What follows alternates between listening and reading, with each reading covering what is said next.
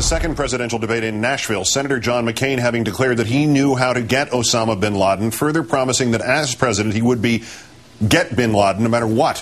Finally, more than 9 days later, more than 9 months after he first made such a claim, a follow-up question to Senator McCain on the specifics of that assertion when he was asked if he had, quote, the advantage of greater information than the current president. Our fourth story in the countdown, that follow-up question coming not from Williams, Gibson, Couric, Schieffer, Stephanopoulos, Brokaw, but from the former weatherman of Channel 13 in Indianapolis.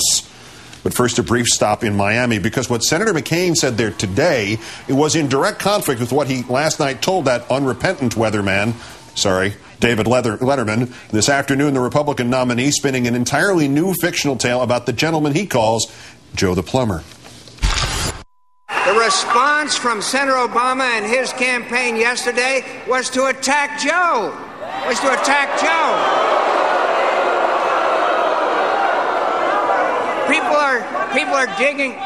People are digging through his personal life, and he has TV crews camped out in front of his house.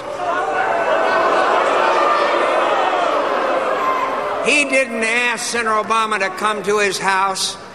He wasn't recruited or prompted by our campaign. He just asked a question. And Americans ought to be able to ask Senator Obama tough questions without being smeared and targeted with political attacks. Senator McCain later added that people should help Joe regain his privacy by emailing him, thus re-destroying his privacy. 2, Obama did not go to Joe the Plumber's house. When the Democrat was canvassing on a street in his neighborhood, Joe Wurzelbacher approached Obama. And 3, Senator McCain is not only fully responsible for Joe's 15 minutes of fame by having referenced Joe the Plumber 21 times in Wednesday's debate, but he even acknowledged it and apologized for it to Joe last night on The Late Show.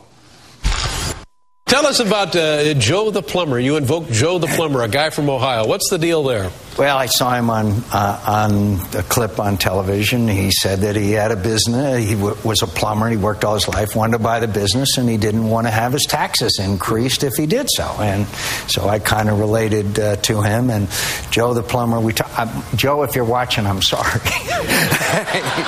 Senator McCain also apparently with no apologies and no regrets about his selection of Governor Palin as his running mate. Mr. Letterman asking about the thought that went into making that choice.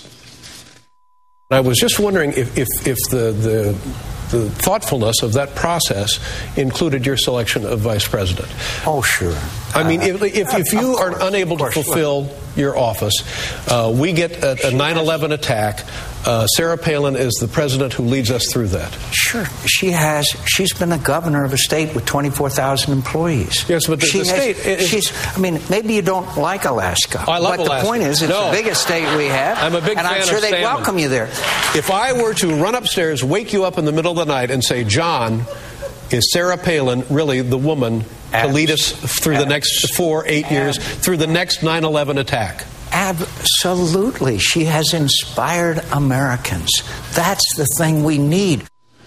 Perhaps the best exchange of the many coming when Mr. Letterman asked about Governor Palin's frequent claim that Senator Obama has been palling around with terrorists, plural, something to which Senator McCain initially agreed. Letterman unveiling both the ridiculousness and hypocrisy of the attack by then asking the Republican nominee about a different plumber, G. Gordon Liddy, the Watergate criminal who had drawn up plans to firebomb Washington's Brookings Institution and had to be stopped from assassinating the columnist Jack Anderson. But you will also admit that we cannot really control who we interact with in our lives 100%. How long we interact with them and how we interact with them. But the point in this campaign is the economy and the economy. Did you not have a relationship with Gordon Liddy? I met him. Did you attend a fundraiser at his house? Gordon Liddy's. I object, Your Honor. That and much more to talk about with Clarence Page, nationally syndicated columnist of the Chicago Tribune, who joins us now. Thank you again for your time tonight, sir. Thank you, Keith. Glad to be here. Palin airs Liddy, bin Laden. What does it say about a campaign cycle that was the most substantive interview of the Republican nominee that we have seen and also that we're likely to see before this election? Well, number one, David Letterman takes his role as an evening newscaster seriously. And when I say newscaster, I mean late night is an important medium for a lot of people who say they get their news from late night talk. And David gave a persistent interview of the kind that I'm sure you would give if John McCain would come on your program. We've talked about G. Gordon Liddy and all. I don't know why that story has not come out more, why there hasn't been more discussion. Obviously, David Letterman's audience was ready for it. I thank you for that compliment, first of all. In the space, though, of a couple of hours here between that show and what was said today, Senator McCain went from apologizing to this Joe Wurzelbacher for having inconvenienced him to blaming Senator Obama for the media circus, and it was, in fact, the lead story on Fox News today. Number one, doesn't that by itself succeed in keeping this poor man whose privacy has been destroyed, Joe Wurzelbacher, in the headlines, rendering an apology like that completely meaningless and hollow? And two, if Joe the plumber did not seem to work at the debate or the day after, why is the campaign still going with him as a strategy?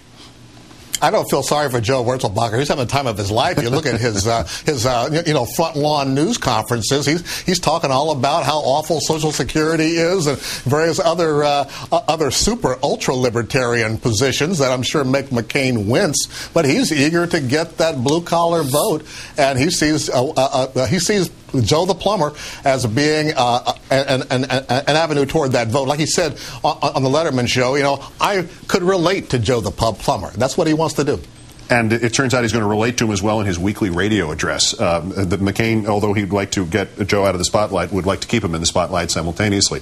Another question here about a different topic that relates to your newspaper. The Chicago Trib today endorsed a Democrat, endorsed Barack Obama. The first time that's ever happened, said that Senator McCain failed in his selection of Governor Palin. The LA Times endorsed a presidential candidate. It was Obama. It's the first time since 1972 they've picked anybody. Also the first time that paper, which was a notorious conservative, ultra-right-wing paper in the early 1900s, has ever picked a Democrat. Is there significance still on these newspaper endorsements, do you think?